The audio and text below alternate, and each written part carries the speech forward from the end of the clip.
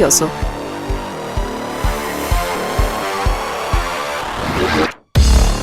Conéctese a www.elciudadano.gov.es.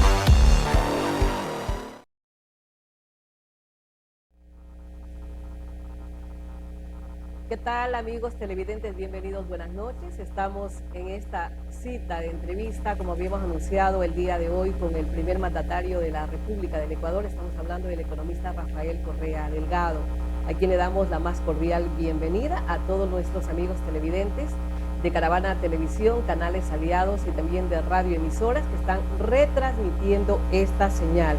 Queremos dar la bienvenida al señor presidente, bienvenido a la provincia del Oro. Entiendo que se siente como en casa, presidente. Bienvenido. No, gracias, Janet, gracias, Osvaldo, gracias, Francisco. Un abrazo a Machala, el Oro, al Austro del país. Mil disculpas por la demora, la entrevista era a las 10, todo el mundo debe estar dormido. Pero son los avatares del oficio de presidente, más la campaña, que complica bastante las cosas. Pero para nosotros no solo es un derecho hacer esa campaña, es un deber, porque somos un equipo de trabajo. Pero sí, es muy reconfortante venir al Oro, sentir el cariño de la gente, el apoyo que tenemos aquí. Es impresionante ver cómo las cosas avanzan, con mucha dificultad, pero avanzan. Ya vamos a conversar de la jornada que hemos tenido el día de hoy, pero ha habido cosas muy reconfortantes, yo diría hasta históricas. La entrega de esa camaronera, por ejemplo, a campesinos. Entonces siempre es una alegría venir a esta provincia que yo la llamo provincia heroica, la provincia heroica del Oro. Y siempre el Oro lo recibe con los brazos abiertos, economista Correa. Saludamos también a nuestros compañeros que están aquí, que van a compartir de esta entrevista. Estamos hablando del licenciado Osvaldo Añasco, de Radio Élite del Cantón Piñas, del Altiplano Orense, y también a Francisco Calvo Piña, de Radio Fiesta de la ciudad de Machala, también quienes tendremos el gusto de compartir estos 60 minutos con el primer mandatario de la nación. El Ecuador revivió y vivió la gran fiesta de los 7 años de la Revolución Ciudadana, señor presidente. Entre los ejes más importantes de su administración durante todo este tiempo, sin duda, está la educación, donde hay una inversión de más del 45% del presupuesto del Estado. ¿Qué tanto se ha avanzado en la educación? ¿Cuáles son las expectativas que se han podido cumplir, no solamente al gobierno del presidente Rafael Correa, sino del pueblo ecuatoriano? Bueno, precisamente el día de hoy, una de las actividades principales aquí en Machala, porque no nos gusta estar encerrados entre 4 paredes y una sola ciudad, ha sido el Gabinete de Talento Humano, Ciencia y Tecnología. Ustedes saben que el Ejecutivo lo hemos dividido en 6 sectores. Uno de esos sectores es Talento Humano, Ciencia y Tecnología, conformado por Ministerio de Educación, Ministerio de Cultura, Secretaría de Educación Superior, CENESID, y otras instituciones del gobierno. Y hemos evaluado cómo avanza lo que para nosotros es lo más importante, la revolución educativa. No se puede concebir la revolución ciudadana sin revolución educativa. Hay cosas sumamente interesantes, ¿no? Nuevamente, Ecuador es referencia a nivel mundial por los cambios que se están dando. Falta muchísimo, pero es impresionante la velocidad que vamos. Por ejemplo, se están contratando, hay concursos en este momento para llenar 20.000 nombramientos, para otorgar 20.000 nombramientos de profesores. Jamás en la historia del país se han otorgado tantos nombramientos. Para el concurso participaron 80.000 docentes y profesionales, porque también se llamaron profesionales, el ingeniero, el médico que quiere dar clases. Hemos evaluado todo aquello, cómo van las unidades del milenio, el bachillerato internacional, el sistema de transporte, porque la nueva lógica es grandes unidades, tampoco tan grandes porque es antipedagógico, entre 500 y 1.000 estudiantes, y sistema de transporte para ir a esas unidades del milenio. Ya no la escuelita por aquí, por acá, con 30, 60 estudiantes, 1 o 2 profesores, porque es imposible garantizar calidad académica con esa clase de escuelas.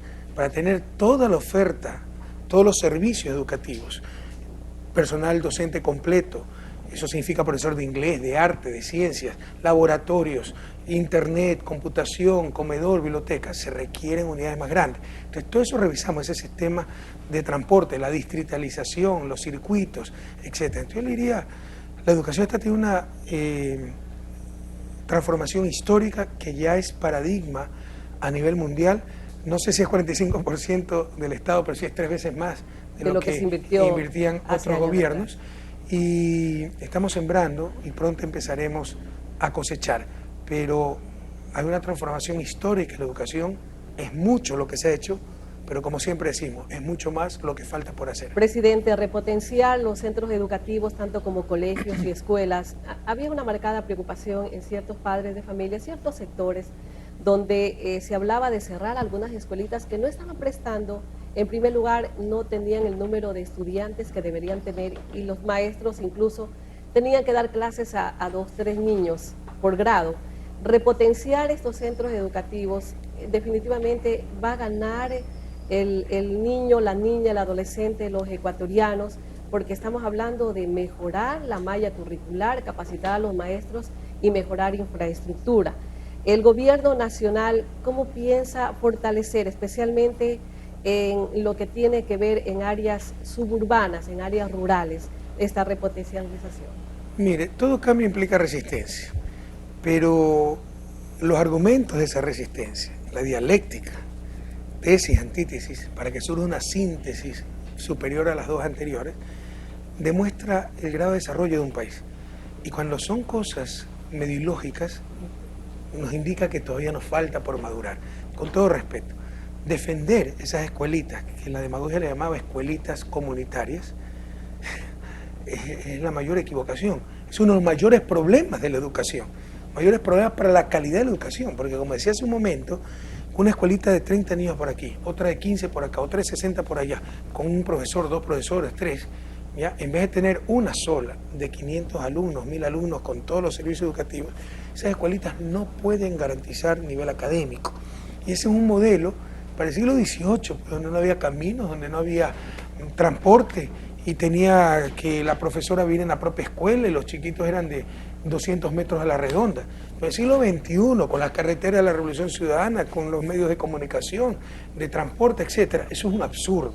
Entonces las nuevas estrategias son grandes y buenas unidades educativas y un adecuado sistema de transporte. Si hay esa resistencia, si alguien no está de acuerdo, no hay problema. Denme la lista de esos barrios, de esas comunidades, y ahí no haremos escuelas del milenio. Pero les aseguro que están cometiendo un error histórico con lo que están perjudicando a sus propios hijos. No se dejen manipular por ciertos dirigentes. En los sectores suburbanos, en los sectores pobres, con más ganas todavía, precisamente estamos dando prioridad. Hay ciudades como Guayaquil, no conozco el caso de Machala, pero que en 30 años no se hizo un colegio secundario. Porque para las oligarquías que dominaban Guayaquil, los pobres a lo sumo, esas escuelitas de 30 a 60 chicos, y que no se quejen, a lo sumo que acaben primaria. Entonces, esto es lo más importante que estamos haciendo por los pobres.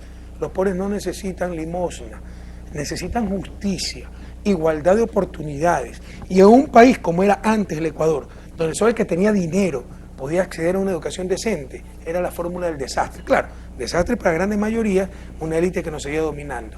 La clave de una verdadera democracia, de una nueva sociedad, de un nuevo país, de la revolución ciudadana, es esa educación pública, de excelente calidad, acceso masivo y absolutamente gratuita.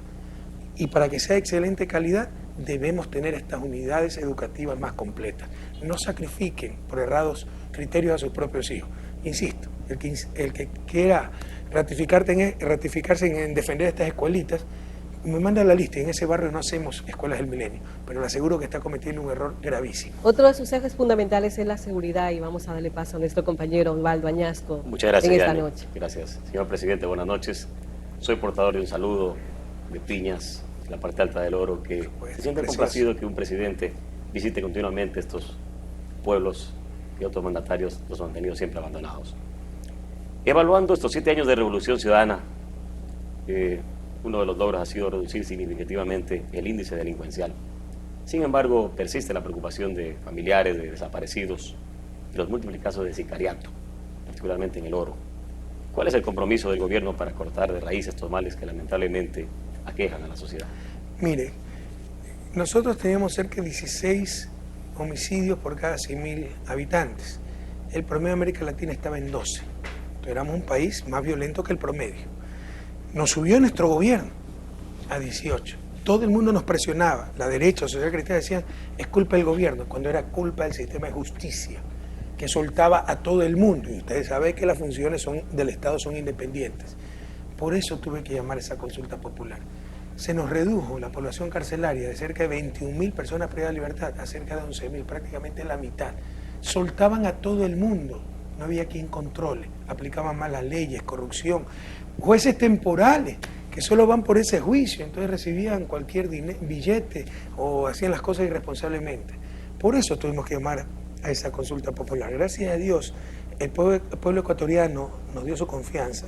Se ha hecho una reforma judicial histórica, inédita en América Latina, que también es referencia a nivel mundial. Hoy se cumple con la ley, hay unidad de flagrancia y de nuevo la población carcelaria ha subido a 23.000, 24.000 personas, que no le agrada a nadie, pero no nos engañemos, pues.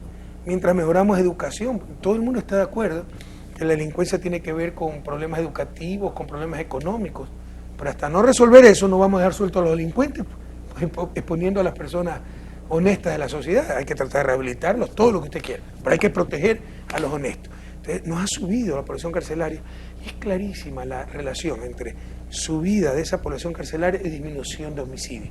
Hoy estamos en 10 por cada 100.000 habitantes.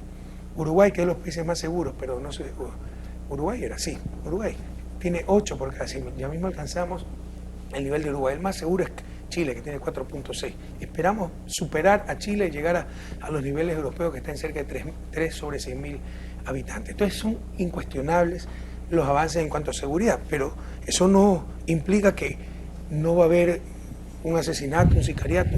Cada vez son menos, pero existen y los vamos a perseguir con todo vigor.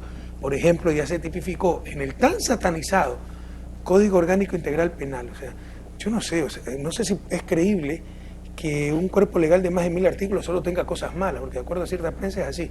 Pero entre otras cosas buenas, y de las muchas buenas que tiene, se ha tipificado el sicariato. Entonces tenemos instrumentos más poderosos para perseguir este problema gravísimo, ¿no?, que es el sicariato, los asesinatos, homicidios, etc. Entonces seguimos luchando. Tenemos cada vez una policía que funciona mejor, un sistema de justicia que funciona mejor. Claramente se ve la disminución del número de homicidios por cada 100.000 habitantes, pero obviamente todavía tenemos que seguir mejorando. Sobre los desaparecidos, señor presidente. Bueno, tenemos toda una política integral. Yo me he reunido con los familiares desaparecidos, es la reunión más dura que he tenido en estos 7 años de presidencia, unas historias terribles, y el abandono del Estado, porque a la persona le desaparece una hija. Habían casos de chicas de 17 años, yo tengo una hija de 17 años, imagínense, o sea, una es de carne y hueso. No solo que desaparece, o sea, usted no sabe si está muerta, desaparece, ¿ya?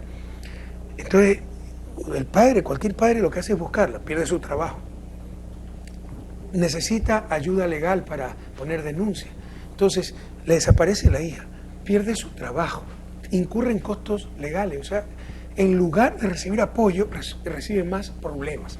Entonces, ya se planteó en el gabinete, como le ofrecí a los familiares de los desaparecidos, una política integral.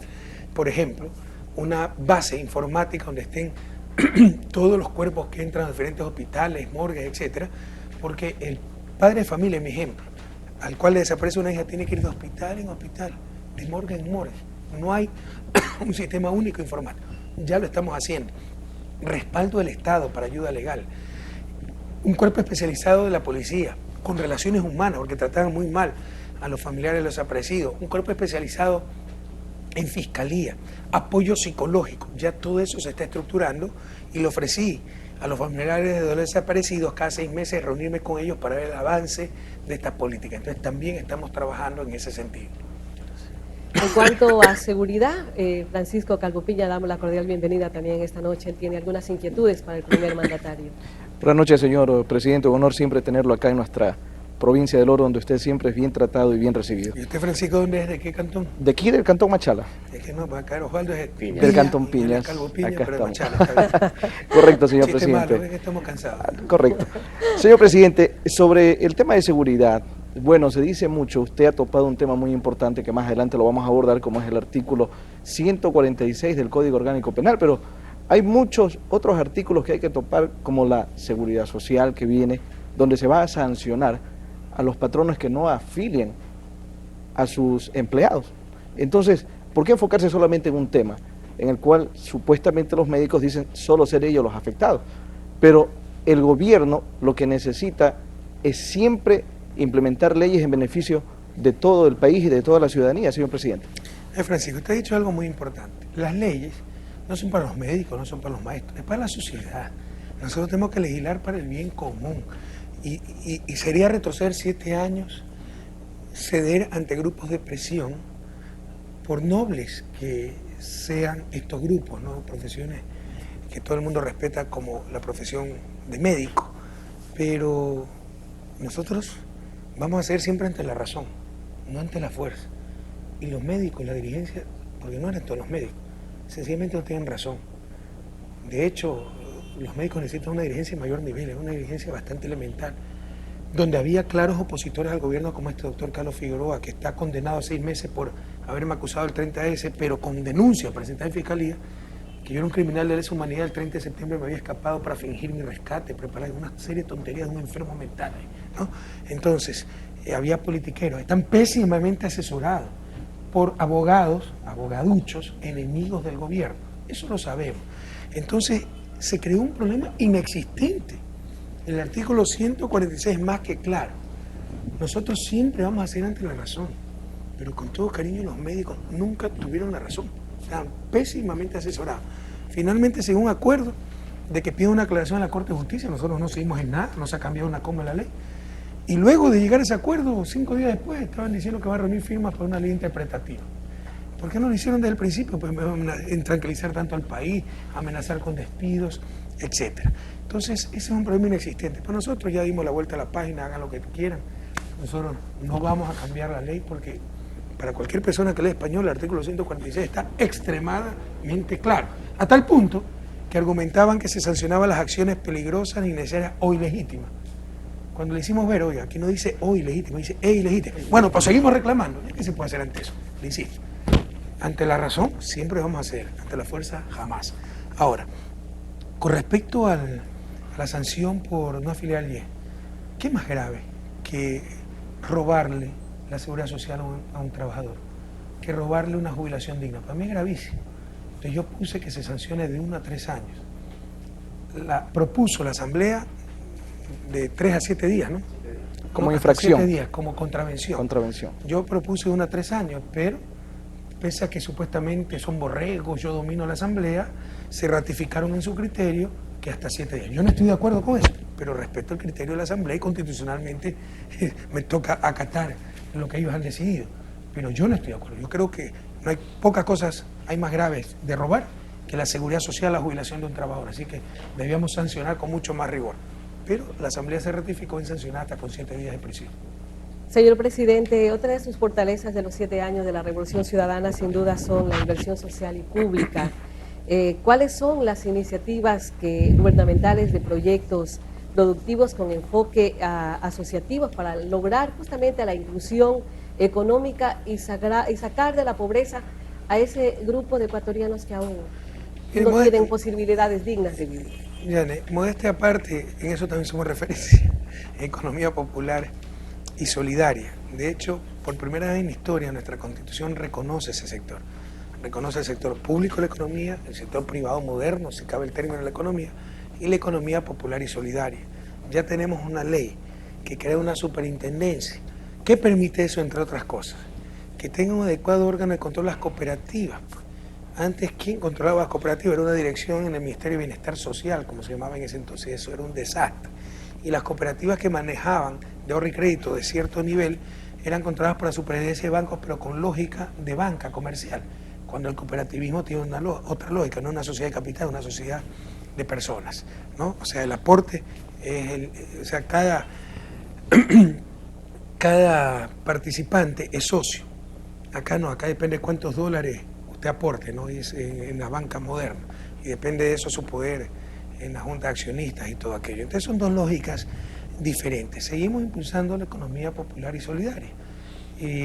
Empresas de la economía popular y solidaria, compras públicas donde se inscriben esto, por ejemplo, se ha multiplicado por cientos la cantidad de proveedores del Estado. El Estado es uno de los principales compradores.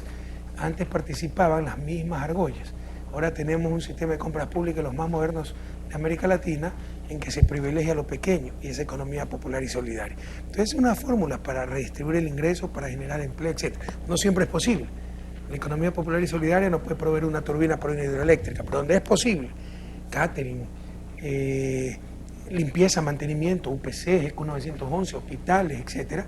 En todo eso estamos como política pública dando prioridad a las empresas de la economía popular y solidaria. En su gobierno se ha visibilizado muchísimo a las personas con capacidades especiales, con discapacidad. y propuesto desde luego con el ex vicepresidente Lenín Moreno y reconocido incluso a nivel mundial. Se ha fortalecido en este nuevo periodo de Rafael Correa y en esta oportunidad de Jorge Glass desde la vicepresidencia, justamente ese sector. Claro, eso ya está funcionando. Siempre empezar algo es mucho más duro, ya cuando está institucionalizado marcha solo. Y eso es lo que intentamos, ¿no? Las personas somos más importantes mientras menos instituciones hay y viceversa. Ser presidente en Ecuador, donde todo estaba por hacer, le aseguro que es más difícil que ser presidente en Estados Unidos, a tal punto que hasta un Bush pudo ser presidente de Estados Unidos y marchaba el país, ¿no? Acá trabajamos 7 días a la semana y 6 horas diarias y aún así cuesta que marche. ¿Por qué? Porque falta esa institucionalidad que estamos creando. Entonces ya la parte de ayuda a discapacitados está institucionalizada. Hay políticas claras, hay un presupuesto estable, hay la Secretaría en la Vicepresidencia para Discapacidades, hay la misión Manuel Espejo. Todo esto lo inició Lenín Moreno, fue otra de nuestras promesas cumplidas, lo dijimos en el 2006. El vicepresidente se encargará de las políticas hacia las personas con capacidades especiales, lo cumplimos. Se creó desde cero todo, ya está institucionalizado, ya están las adecuadas instancias, presupuestos, etcétera. Entonces ya no hay tanta, ya no se ve tanto, ya no deslumbra tanto como antes, porque ya nos acostumbramos a eso, ya está marcha por energía propia, si cabe el término. Pero está todavía en la vicepresidencia y esas políticas continúan, ¿no? Y continúan de buena manera, con eficacia, con eficiencia. Osvaldo también tenía una inquietud sobre el tema social, sobre la inversión que se ha hecho por parte del gobierno nacional, ya que en la provincia del Oro especialmente hay un número muy importante de personas con capacidades especiales. Señor presidente, el día que se celebró el Día de la Lucha contra el Cáncer, nos llenamos de preocupación al escuchar a un director de Solca aquí en la provincia del Oro. Queremos enlazar con este tema de la labor social que ha realizado el gobierno nacional, en que existe un gran número de problemas de deformaciones congénitas en un cierto sector de la población, especialmente en la zona baja y alta de la provincia del Oro. Y hacía un llamado para que el gobierno nacional, con esa sensibilidad y solidaridad que le caracteriza, se haga un estudio, una investigación, si esto estaría generándose a través de la contaminación de actividades productivas. ¿Qué podría decirnos ustedes? Que es muy probable que esa alta incidencia de discapacidades o de enfermedades catastróficas como el cáncer se produzca por ejemplo, químicos utilizados en las plantaciones bananeras o en la minería. Entonces, vamos a investigar, si ya no estamos investigando, esto hablamos hace poco en el gabinete. Primero se está controlando los químicos, etcétera, que se utilizan. Se está descontaminando, eso es durísimo. Por ejemplo, Portobelo, ¿no? Eso es tremendamente duro. Pero estamos contaminando hasta el Perú. Entonces ya estamos en un proceso de descontaminación y se está investigando. Pero antes no había ni centros de investigación.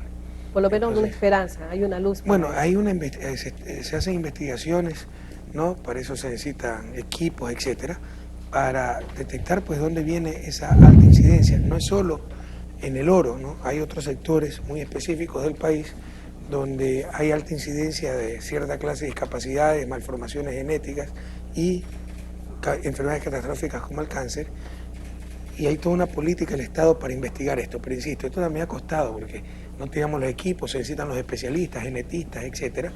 Todo esto ya se está conformando con el CENESID, en Yachay, y tenemos que investigar más profundamente. Eso fue una decisión ya en gabinete, el origen de estas enfermedades. No solo atender estas enfermedades y estas discapacidades, sino investigar su origen para poder evitar. Pero hay altísimas sospechas que es en las áreas donde se fumiga, donde se utilizan ciertos químicos, y también en las áreas donde se utilizaban estos químicos para la minería. La propuesta de la Revolución Ciudadana también se ha centrado especialmente en ese cambio, en esa transformación de la matriz productiva. Eso creo que nos ha llenado de mucha expectativa a más de 14 millones de ecuatorianos. Y por qué no decir a la región, más que nada en este tipo de convenios, de comunidades que se están haciendo con países vecinos. Señor presidente, se ha hecho una propuesta por parte suya a través de las cadenas sabatinas.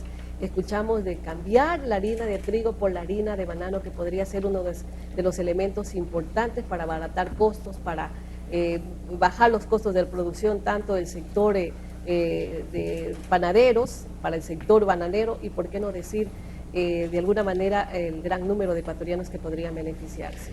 Mire, nuestra campaña en 2013 fue la diversificación de la matriz productiva.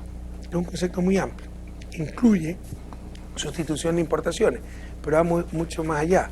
Básicamente es hacer nuevas cosas y cosas mejores.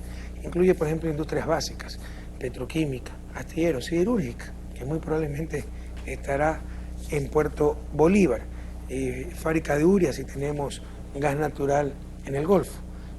Incluye profundizar sectores y actividades donde el país tiene un gran potencial y no lo hemos desarrollado ese potencial adecuadamente, por ejemplo, turismo, pero también incluye producir nacionalmente lo que se está importando. ¿Cómo se puede creer y tolerar que en el Ecuador del siglo XXI importemos papas fritas? ¿Por qué eso importamos? Papas fritas, la papa bastón. No podemos producir papa bastón. La carne para las hamburguesas de esta franquicia. Entonces estamos sustituyendo todo aquello. Y hay cosas gravísimas. La base de la dieta del ecuatoriano es el pan. Ese pan prácticamente el 100% es con trigo importado, porque no producimos trigo. Todo lo dejaron perder en la larga y triste noche neoliberal. Entonces, ¿cómo sustituir esas importaciones, aunque sea en parte? Creemos que se puede sustituir hasta 30.000 toneladas de trigo por 30.000 toneladas de harina de banano, que implica cerca de 150.000 toneladas de banano verde para producir las 30.000 toneladas de banano que a su vez sustituyen 30.000 toneladas de trigo importado. En el pan de sal se puede incorporar el 5% de esa harina de banano y en el pan de dulce hasta el 20%. Yo lo he probado, es riquísimo, ¿no? Y eso, no, o sea, usted ha dicho, no solo apoya producción nacional, sustituye importaciones y protege el sector externo, que es el talón de Aquiles. No es nuestro modelo económico, es la dolarización, que es un tipo de cambio fijo extremo. Una de sus consecuencias es que nos hace perder competitividad externa. Entonces, protege balanza comercial, genera producción nacional y mantiene los precios del banano, lo cual es muy importante. Ayuda a sostener los precios del banano y reduce incluso el costo para el panificador, porque la harina de banano es más barata que la harina del trigo. Entonces, por donde usted lo ve, beneficios para el país. ¿Por qué no se había hecho antes? Bueno, faltaba la revolución ciudadana. Ubaldo. Señor presidente, sobre ese mismo tema, nosotros pudimos ver en una de las cadenas sabatinas que la mayoría, que vean los enlaces. La mayoría de la gente del gobierno estaba degustando, debe haber estado sabrosísimo ese pan a base de harina de trigo y a base de banano. O sea, el pan de dulce yo le diría que es mejor que el de sal. Solamente con harina de trigo. No, el pan de sal sí tiene un gusto un poquito diferente, pero muy bueno también. Señor presidente, se está invirtiendo, o se va a invertir el gobierno, $2 millones en la construcción de este molino y secadora aquí en la provincia del Oro. ¿Dónde va a estar ubicada específicamente? Y esta va a ser fuente de trabajo. Usted me toma lecciones ya difíciles. Si alguien sabe dónde va a estar el molino. Parte del gobierno provincial con el Ministerio de Industria y la Universidad. ¿Dónde va a estar? No se sabe. Entonces hay que buscar la ubicación. Ahí están los proyectos entonces. Pero, o sea, va la inversión, porque usted lo que promete cumple, vamos presidente. a sustituir harina de banano por harina de trigo, perfecto, pero ya dónde va el molino, con quién se lo hace, ya eso le toca al ministerio y al técnico. Incluso. Pero lo importante es que va la obra. ¿Ah? Lo importante es que va. Lo que importante es que va y que esto tiene repercusión sobre el oro, porque, insisto, estabiliza la demanda de banano y los precios del banano. Ahora van a tener una demanda adicional, ya no dependiendo de los mercados de Europa, de Estados Unidos, si el precio sube, baja, si la demanda sube o baja, sino dependiendo de demanda interna. Es una garantía. Y va a ayudar al pequeño productor también a comprarle la fruta. Por supuesto. Señor Insisto, o sea, incrementa la demanda de cerca de 150.000 toneladas, eso ayuda a estabilizar los precios, y como esa harina es más barata que la harina de trigo, también para el panificador se le reducen costos. ¿Por qué no se había hecho antes? Entonces, la pregunta obvia, por falta de coordinación. Además, con todo respeto, los ecuatorianos somos muy cómodos. Entonces, nos acostumbramos al pan de trigo, algo que sepa un poquito diferente, ya no. Bueno, todos tenemos que hacer un esfuerzo. Además que es para bien. O sea, es rico el sabor, no es malo. El pan de dulce a mí me gusta más que el pan de dulce con 100% de harina de trigo. Señor presidente, y es un ahorro para el gobierno de $12,3 millones. O sea, se ahorran importaciones, ¿ya? Mejora producción nacional, se estabilizan precios del banano y se reducen costos para el panificador. Caída y limpia. Señor presidente, el cambio de la matriz productiva implica también la generación de energía hidroeléctrica en el país. Sí, y es muy importante. El Superior Minero en Portobelo es también parte de este proyecto. Es muy importante eso, o sea, dentro del cambio de matriz productiva está el cambio de la matriz energética. Y eso nuevamente somos campeones mundiales. En el 2016 Ecuador va a tener la matriz eléctrica más eficiente y más amigable con el medio ambiente del mundo, porque 93% de nuestra energía eléctrica será hidroelectricidad, es decir, de origen hidráulico, ¿no? En consecuencia, energía renovable, limpia, etcétera. Eso es parte fundamental del cambio de la matriz energética. ¿Qué me preguntó sobre Portobelo? Y del cambio de la matriz productiva.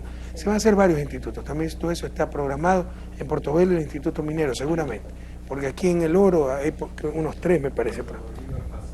En Puerto Bolívar, Pasaje y Portobelo, 3. son 3 centros tecnológicos, ¿no? En Puerto Bolívar es Instituto Pesquero, Tecnológico Pesquero y Naval, en Pasaje Instituto de Seguridad Ciudadana y en Portobelo Instituto Tecnológico Minero, ¿no? Son los institutos tecnológicos, carreras técnicas, que es una alternativa que no se ha desarrollado en el país. Usted vaya a un país como Alemania, el técnico le gana más que el ingeniero y estudia menos, pero es tal la demanda para el técnico que tiene unos sueldos muy altos. Y aquí no se ha explotado eso, todo el mundo quiere tener una carrera universitaria de 4, 5, 6 años, ¿no? Entonces vamos a impulsar mucho la educación técnica. Y aquí solamente en El Oro, a nivel nacional son como 50 institutos, pero solamente en El Oro vamos a hacer 3 institutos tecnológicos. Presidente, también lo que tiene que ver a la matriz productiva se enlaza con el nuevo sistema portuario que anuncia el gobierno nacional, lo que tiene que ver a la creación de un nuevo puerto de aguas profundas. Todo eso está planificado y por supuesto, yo le decía... ¿Qué gana la provincia de El Oro? Diversificar la matriz productiva es hacer nuevas cosas y mejores, pero también lo que veníamos haciendo de mejor forma. Entonces, Ecuador ha tenido puertos, pero usted ha visto, por ejemplo, se caía en el error, la barbaridad, ese es el neoliberalismo, de poner a competir nuestros puertos marítimos, Puerto Bolívar, con Guayaquil, con Manta, con Esmeralda, cuando los 4 son del Estado. ¿Qué lógica tiene eso? ¿Usted cree que un empresario, si tuviera 4 puertos, los pone a competir o los pone a colaborar? Pero nosotros los poníamos a competir, las autoridades portuarias actuaban como república aparte. Ya todo eso está coordinado, planificado, se van a modernizar los puertos. En Puerto Bolívar se ha invertido más de 70 millones, así hizo el 5º muelle, pero como ustedes habrán escuchado, se va a hacer un puerto de aguas profundas en Guayaquil a la entrada de Golfo, a pesar de que la oligarquía de Guayaquil engaña a la ciudadanía para que no salga el puerto de la ciudad de Guayaquil, pero que nadie se equivoque, eso es para defender los 13 puertos privados. Están definidos negocios privados, nosotros defendemos el bien público. Entonces, si a la entrada del Golfo hay calado de 15 y 16 metros, ¿para qué insistir en dragar un canal que tiene 9.6 metros de calado? Entonces vamos a hacer el puerto de Guayaquil a la entrada del Golfo. Ya se está modernizando Manta y se va a modernizar Esmeralda. Y se van a especializar, por ejemplo, Esmeraldas, básicamente automóviles, Guayaquil, pues, container, etcétera, Manta, containers también, y Puerto Bolívar, sobre todo va a ser puerto de frutas y puerto de minerales. Entonces hay todo un programa de fortalecimiento. Además, para crear clústeres industriales, ¿no? Ciertas industrias básicas claves, por ejemplo, en Puerto Bolívar, refinación de cobre y siderúrgica para acero plano, que el país importa muchísimo. Y esto dará centenas de puestos de trabajo para Puerto Bolívar, para Machala y para El Oro. Se abren las puertas a la inversión extranjera. Sabemos que hay grupos empresariales de Turquía que están muy interesados en invertir en Puerto Bolívar, incluso en el astillero naval. Se ha dicho ya que el astillero naval va a ser construido en la provincia del Oro, señor presidente. Bueno, se está estudiando dónde se van a hacer los astilleros, ¿no? Todavía no hay O sea, no es seguro que se lo haga en la provincia no hay del Oro. una localización definitiva, depende de las condiciones geográficas, calado, etcétera, pero la decisión es hacer astilleros, es otra de las industrias básicas. ¿Qué significa industrias básicas? Son industrias claves para el desarrollo, porque de ellas dependen otros sectores, por ejemplo, siderúrgica. Si usted quiere tener astilleros, ¿de dónde saca el hierro? Tiene que tener siderúrgica. Depende petroquímica, para fertilizantes del agro, plástico para la industria. Entonces, de esa industria dependen otros sectores productivos, o, dado los objetivos del gobierno, son cosas extremadamente importantes, como farmacéutica, ¿no? Para garantizar la provisión de medicinas a buen precio, buena calidad, etcétera. ¿Y cuál es la política con esas industrias básicas? Que si viene inversión privada, en buena hora, pero si no viene, no nos vamos a sentar a esperarla, sino que empezamos nosotros lo más rápidamente posible. Entonces, si hay interesado en potenciar e invertir en Puerto Bolívar, en poner una siderúrgica, en buena hora, si no, lo hacemos nosotros directamente. El Estado ecuatoriano. Sí, el gobierno. Entiendo que dentro de todo este gran proyecto macro de la matriz productiva también entra lo que tiene que ver a vialidad.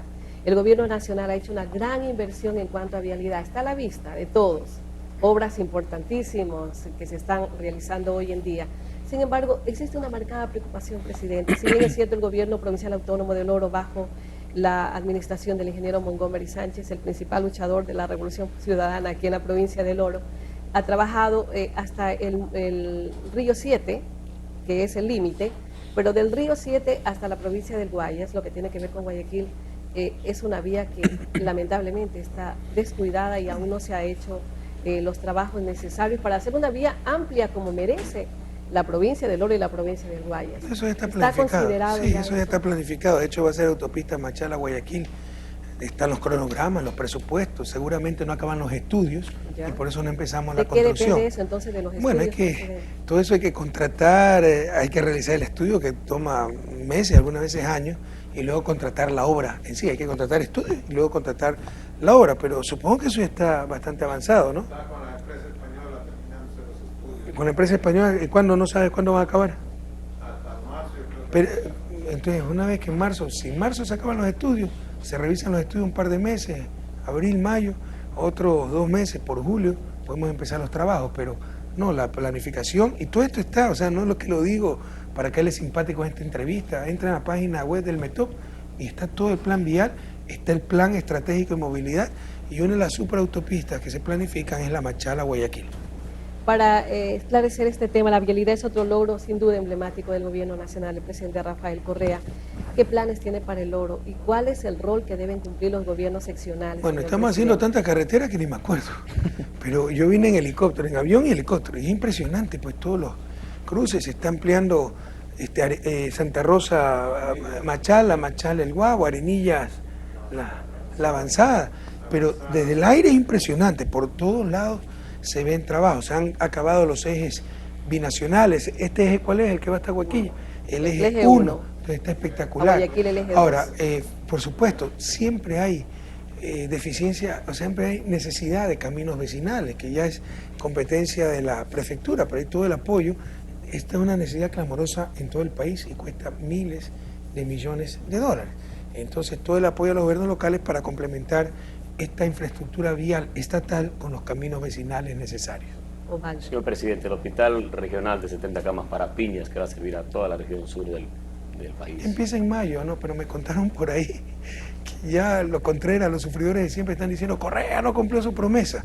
Oiga, mi promesa, después de inspeccionar el hospital que había colapsado por el derrumbe, fue el 5 de marzo del 2013. Como lo dije hoy día en conversatorio, ¿por qué me acuerdo tan bien? Porque fue la fecha en que murió Chávez. Y Chávez había pedido que llame Nicolás Maduro a sus amigos más cercanos cuando ya vea muy cerca la muerte. Entonces estaba agonizando, creo que murió 5 de la tarde. A mí me llamó 4:30 Nicolás Maduro, en ese entonces canciller, y me dice, el comandante está a punto de fallecer. Entonces, me acuerdo clarito que estaba en Piñas y inspeccionando el hospital, por eso sé que el 5 de marzo del 2003. Entonces, para los mediocres han de creer que construir un hospital es firmar un decreto, o tal vez piensan que son los hospitales que la partidocracia construía por ahí una media agua y le llamaban hospital.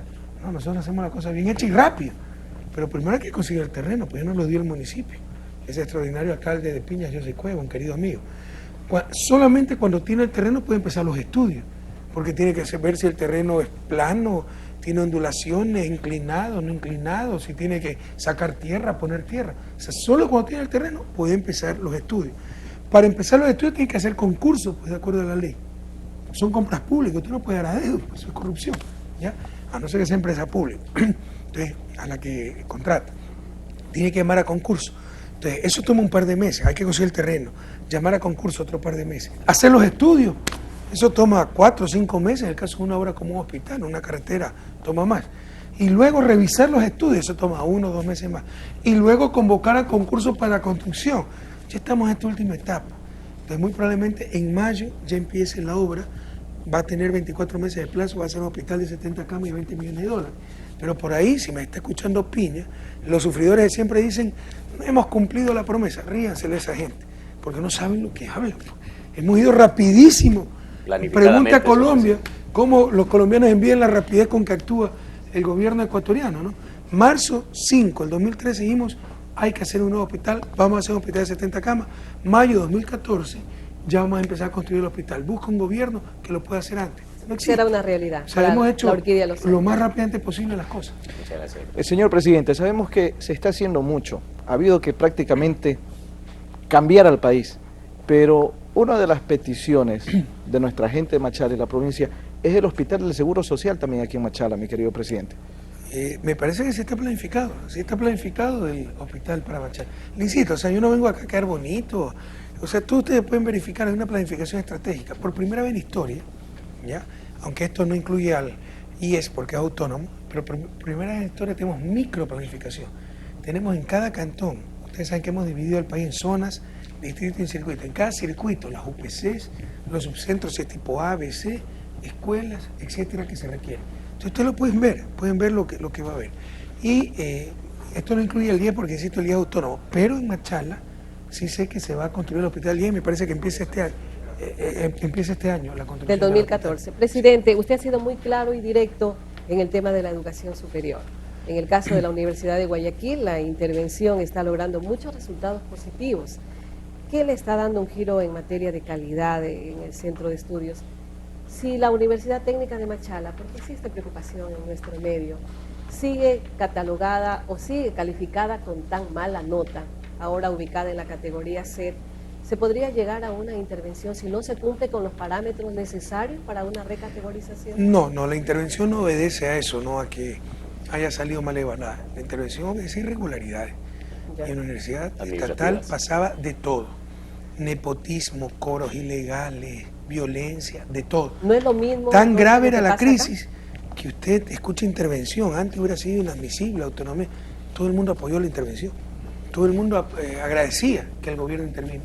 Tal era la decadencia que sufría la universidad estatal. Entonces, cuidado, o sea, puede haber una universidad tipo D manejada con mucha transparencia, pero que lamentablemente no ha contratado buenos profesores, fallan las carreras, el pensum, etcétera, ¿no? Entonces, sí, la Universidad Técnica de Machala está en categoría C. Esto nos preocupa a todos en general. El sistema universitario ecuatoriano es de muy baja calidad. Yo día ponía ejemplos dolorosos. Ahí estaba, en vivo, en la web, viendo un ranking español, ¿no? Que la primera universidad del Ecuador, que es la ESPOL, está en puestos 1700 ni sé cuánto a nivel mundial. 1700 ni sé cuánto. La segunda, que de acuerdo a ese ranking, la San Francisco, una universidad privada, está en el puesto 2400 ni sé cuánto. O sea, a nivel mundial no somos nada. Y eso es uno de los grandes desafíos del país. Entonces tenemos que seguir luchando para mejorar el nivel universitario, la UTM, de todo el sistema universitario ecuatoriano. Y el primer paso para eso es reconocer el problema, porque algunos piensan que el que evidencia el problema es el culpable del problema. No, el que evidencia el problema nos está dando una ayuda. Hay un problema, categoría C, y en general bajo nivel del sistema universitario ecuatoriano. Bueno, manos a la obra para remediar ese problema. Reconocer y corregirlo, mejorar la ¿no? categoría de la UTM y mejorar el nivel de todo el sistema. Señor presidente, se nos está acabando el tiempo y no podemos dejarle de preguntar qué expectativas usted ha tenido el día de hoy con sus candidatos acá en la provincia de Oro. Yo estoy muy esperanzado, ¿no? Muy esperanzado, que la gente entiende perfectamente que necesitamos equipos de trabajo, no lunares de la oposición obstruyendo todo. Fíjese, por ejemplo, en Machala, ¿cuánto tiempo lleva el aeropuerto antiguo botado? Santa Rosa se inauguró hace 4 años. Lo dije públicamente, si nos da ese terreno al municipio, hacemos un parque ecológico para Machala que lo necesita urgentemente. 4 años después no hemos podido hacer absolutamente nada. Mira lo que pasó con Triple Oro, ¿no? O sea, tuvimos que intervenir esa empresa porque los machaleños no tomaban agua, pues. Tomaban, no digo lo que tomaban por respeto al público. Tuvimos que intervenir, pero eso es competencia del municipio. Ya se la pasamos, la empresa saneada al municipio, porque son especialistas los municipios social cristianos para eludir su responsabilidad. En Guayaquil también está privatizada el agua. Entonces, yo creo que la ciudadanía ha entendido que se necesita equipos de trabajo. Presidencia, prefectura, alcaldía, trabajando por Machala, trabajando por cada cantón de la provincia, trabajando por el Oro. Acabo de venir, por eso es un poco atrasado, bastante atrasado, de una concentración en Puerto Bolívar impresionante. Ya habían 8.000, 10.000 personas y era 10 de la noche, nos llegamos algo tarde. Entonces, estoy muy esperanzado de que el 23 de febrero se concretará la 10ª victoria de Revolución Ciudadana, y no por nosotros, por favor, por la patria. Yo estaré aquí 3 años más, los gobiernos locales van a estar 5 años. Por los que vienen, se necesita equipo de trabajo la revolución se construye en lo local y hay que continuar con este proceso que ya es leyenda a nivel de Ecuador y referencia a nivel mundial. Osvaldo. Sí, no, creo que hemos agotado los temas de conversatorio en esta noche. Había algo, presidente, que nos gustaría tocar. Escuchábamos el día de hoy con preocupación que la cadena CNE Latina está cerrando sus puertas porque resulta que no es positivo económicamente lo que esta gran cadena internacional ha venido realizando en Estados Unidos. Y también nos ha llenado de preocupación de que existe cierta injerencia de parte de dos reconocidos banqueros ecuatorianos en acciones de CNN. ¿Usted considera que definitivamente los hermanos Isaías de alguna manera han estado haciendo daño al país, a la política gubernamental del Ecuador, a su gobierno, a través de esta gran cadena internacional? Bueno, dos precisiones, ¿no? Lo mismo que está pasando con la Fundación contrastando Miloja, con lo que ¿no? digo, ¿no? Usted dice, con lo que usted dijo, usted dice, hemos escuchado con preocupación que está cerrando CNN Latina. Yo no estoy preocupado en absoluto, estoy bastante tranquilizado, por el contrario. Y segundo, reconocidos banqueros, reconocidos por su deshonestidad, porque después de quebrar al país, o sea, ni siquiera guardan las apariencias, ¿no? Fueron a vivir en mansiones en Miami, o sea, qué insulto a todo lo que hicieron en el país, los migrantes, la gente que se suicidó por la opulencia, el derroche de esta gente y su corruptela. Registraron Rolls Royce en Miami, siguieron con su fortuna. ¿Cómo entiende que quebraron a Filambanco y allá pueden comprar canales de televisión en Estados Unidos? ¿Sabe cuánto vale eso? Aportar para campañas políticas en Estados Unidos. Entonces lo que se está descubriendo es algo impresionante, que ya lo sabíamos, pero qué bueno que se esté evidenciando. Primero, las corruptelas de esta gente, financiando congresistas, senadores norteamericanos que son los que los han protegido, evitado que se los extradite, etc. Segundo, comprando canales de televisión donde ellos imponían la línea, como aquí hacían en TC, en Gamavisión, que eran de los Isaías, para defender sus negocios. Tercero, hasta contrataron, en Estados Unidos son muy famosas y muy comunes y muy caras las empresas de relaciones públicas, se llaman lobistas. Contrataron una empresa de relaciones públicas, New Link, solo para hacer pedazos al gobierno de Rafael Correa. Mire la prepotencia de esta gente, ¿no? En vez de tener un poco de temor, tener cargo de conciencia de lo que hicieron, sentirse perseguidos, es la prepotencia, la seguridad, la solvencia que le da el billete, ser multimillonario y se dan el lujo de perseguir un gobierno democrático de su propio país. Entonces, todo eso está saliendo a la luz y eso es bueno para que sepa el pueblo ecuatoriano y sepa la comunidad internacional a qué nos hemos enfrentado. En ese CNN latino, que no es que está cerrando por falta de plata, es porque los gringos de CNN, ellos dan la franquicia, es el mismo nombre, la marca. Ya se enteraron que ese canal está en manos de unos banqueros mafiosos, que de perseguidos políticos no tienen nada, porque se presentan como perseguidos políticos, perseguidos por su propia conciencia, prófugos de la justicia ecuatoriana. Y como algo de esencia tienen los dueños, quitaron, entonces cerraron ya ese canal. Pero ese canal, con esta empresa New Link, ¿a quiénes entrevistaban? A Yaney Nostroza, Osvaldo Hurtado, Fabricio Correa, Carlos Vega, Pablo Lucio Paredes, etc. A todos los enemigos del gobierno. Esa es la famosa libertad de expresión para algunos. Entendamos, pueblo ecuatoriano, a qué nos enfrentamos. Tenemos que luchar contra tremendos poderes, algunos al interior del país, de ciertos medios de comunicación, de propietarios que odian, cuentan los días que se caiga la Revolución Ciudadana, y también a poderes internacionales, como el de estos mafiosos, que también tenían medios de comunicación, y eso le llamaban libertad de expresión. Si usted compra un canal de televisión y supuestamente puede hacer lo que quiera, eso no es libertad de expresión. En el caso de Luis Isaías, eso es pura y simple corrupción, y todo eso está saliendo a flote. Qué bueno que se haya cerrado CNN Latino, eso está en manos de Luis Isaías, y recuerden toda la gente que participó en ese canal para atacar al gobierno de Rafael Correa. Todo eso era premeditado, abusando del poder mediático, incluso con una compañía lobista contratada por los Isaías, New Link, solamente dedicada a ver cómo hacían daño al gobierno de Rafael Lo Correa. mismo que sucedió con la Fundación Milojas, que también fue denunciada Eso a través de la ese es Secretaría Nacional de otro problema, pero Comunicaciones. es otro ejemplo de los poderes con los que tenemos Pero que también luchar. buscan injerencia de alguna manera en el gobierno y desestabilizar al gobierno del Pero por presidente Correa. supuesto, pero mire, o sea, es impresentable. Cualquier militante de izquierda en Latinoamérica sabe lo que es la NET, el National Endowment for Democracy, creado por Reagan. Es una fundación, pero que recibe financiamiento del Congreso de Estados Unidos, para defender los intereses de Estados Unidos, desestabilizar a los gobiernos que no se someten a Estados Unidos y fortalecer a los gobiernos títeres de Estados Unidos. Pues a esa NED, que además hay muchas publicaciones que la acusan por ser el brazo financiero de la CIA, a esa NED, sorpresa, recurre la supuesta extrema izquierda, Marta Roldós, con supuestos periodistas independientes como Juan Carlos Calderón, para hacer una fundación y a través de una fundación poner una agencia de noticias TAMIA en Panamá, para informar sobre Panamá, no sobre Ecuador.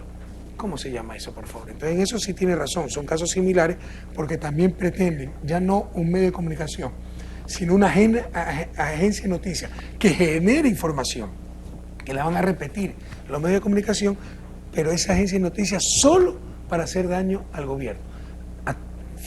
A todo eso nos tenemos que enfrentar, y le insisto, eso es financiado por la extrema derecha norteamericana, acusada de ser el brazo financiero de la CIA. Sí. National Endowment for Democracy, que nadie se equivoque. Señor presidente, ¿esto afecta a las relaciones entre Ecuador y Estados Unidos? No, porque aunque recibe fondos del Congreso, no es pública, es fundación privada. Es derecho privado, ¿verdad? La NED. Pero actúa como fundación privada, o sea, no depende directamente del gobierno de Estados Unidos. Pero es conocido, o sea, vaya a ver todos los proyectos, y además que hasta algunas veces hasta ofensivo, ¿no? Y a lo que se prestan ciertos vendepatrias, ¿no? De repente hay financiamiento de esta NED o de las USAID para fortalecimiento de la democracia en Ecuador.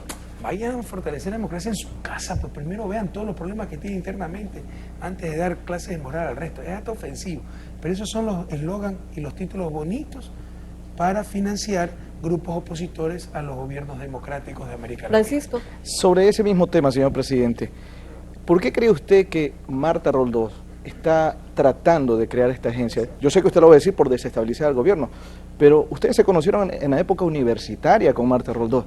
¿Por qué causarle ese daño a su gobierno? Porque Marta Roldós era mi mejor amiga, pero está enferma de odio. Desde que vencía a su tío, recuerde que León Roldós es su tío. Así es. Y recuerde que en el 2006 el presidente era León Roldós y quedó cuarto. Y de ahí nos odia a muerte. Y Marta es de esa gente que cuando odia, ella me conoce de la universidad, etcétera, pero como odia, entonces ya uno es corrupto, dictador, etcétera. O sea, yo jamás voy a decir que Marta Roldós es corrupta. Sí creo que ha perdido todo balance por el odio, ¿no? Pero jamás voy a decir que es corrupta. Pero no dice de todo porque nos odia. O sea, no es que nos odia por ser corruptos, sino que tenemos que ser corruptos porque nos odia. Entonces, contra esa gente, esos fanáticos, ¿ya qué puede hacer? Lo mismo son los Jiménez, los Villavicencio, ¿ya qué puede hacer frente a esa gente? Ahora, los otros dos no garantizo que sean honestos. O sea, pueden ser unos corruptos. De hecho, yo creo que son corruptos.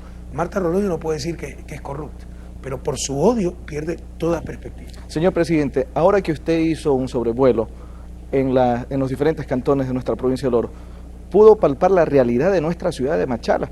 ¿Habrá total apoyo para el prefecto amigo y para Carlos Víctor Zambrano? Por supuesto, pero a mí se me indigna, ¿no? Y esa es la lucha que yo tengo en Guayaquil, en Machala, esta oligarquía, ¿no? Que habla de modelos exitosos.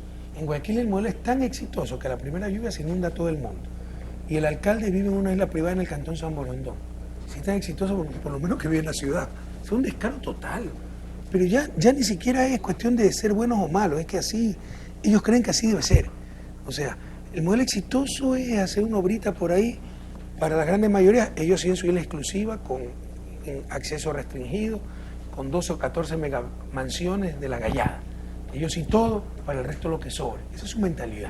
Siempre le ponía a mis alumnos como ejemplo a Thomas Jefferson, ¿no? Thomas Jefferson es uno de los padres fundadores de Estados Unidos y el principal autor de la Declaración de Independencia, que es uno de los documentos más bellos de la humanidad.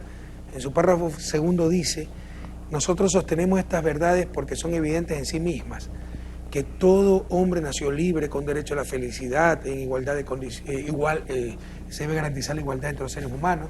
Y resulta que Thomas Jefferson era propietario de 200 esclavos. Thomas Jefferson era un hipócrita, no. Él no entendía que los esclavos eran personas. Así es nuestra oligarquía. O sea, ellos no entienden que los demás tienen igualdad de derechos. Lo mismo en Machala. Nos hablan del éxito de una administración. Vuela en helicóptero, 3/5 partes de Machala son invasiones. Se ve tierra, no se ve asfalto. Casas sobre los esteros contaminados en Puerto Bolívar. Sí, sabe que no hay agua potable, no hay alcantarillado. Es que la entrada está bien bonita. Por el amor de Dios, pobres de la patria, pobres de Machala. O sea, no toleren lo intolerable. O sea, esto no es caridad lo que necesitan, es justicia. Entonces, si la entrada está bien bonita y 2 cuadras por acá ya no hay nada, y 2 cuadras para el otro lado tampoco hay nada. Ya basta de eso. rebélense contra tanta injusticia. Si sabe, señor Presidente, presidente, que hoy, perdón, muchas compañera, gracias. que no tenemos agua hasta el día de hoy en Machala. Su equipo comunicacional pudo palpar cómo estamos Entonces hoy hay en palmeras Machala. bonitas, iluminadas y un paso a desnivel. ¿Y qué más, por Dios? O sea, es decoración. Que se necesita justicia, servicios básicos. Lo peor es que muchas veces los pobres creen que así debe ser. No, sí, así siempre ha sido. Yo no tengo derecho a tener calle asfaltada, aceras, bordillos, no tengo derecho a tener agua potable, no tengo derecho al alcantarillado, pero qué bonita la entrada que hizo el alcalde, qué shopping que hay, ¿no? Entonces es una gran administración. Por favor, compañeros, liberémonos de estas cosas. Además, que la entrada a Machala, 4 kilómetros la hizo el gobierno con la prefectura, 1,5 kilómetros hizo alcaldía, ¿no? Correcto. Y Señor cuando vio presidente, que nosotros pusimos hormigón, es que puso hormigón, porque iba a poner asfalto. Gracias a Francisco, gracias a Osvaldo Añasco y también a usted, señor presidente, Gracias por a usted, habernos Yane. acompañado. Qué gusto verla. Y toda la paciencia que nos han tenido nuestros amigos televidentes mil y radio disculpas por el escuchas hasta atraso. esta hora. Esta entrevista será retransmitida el día de mañana a partir de las 8 de la mañana, luego de Caravana Informativa. Un abrazo para todos, señor presidente, un gusto verlo tenido aquí en Caravana Gracias Televisión. Osvaldo, gracias Francisco, gracias Yane, gracias pueblo orense, siempre un gusto estar aquí, mil disculpas por el atraso, pero bueno, son cuestiones del trabajo, pero que nos roben todo menos la esperanza, ¿no? Este 23 de febrero, con alegría, con convicción, a votar por la mejor opción para tu provincia, tu ciudad, tu familia. Muchas gracias al primer Muchas gracias, mandatario de la señor presidente. nación. Nosotros nos despedimos, amigos, gracias por acompañarnos.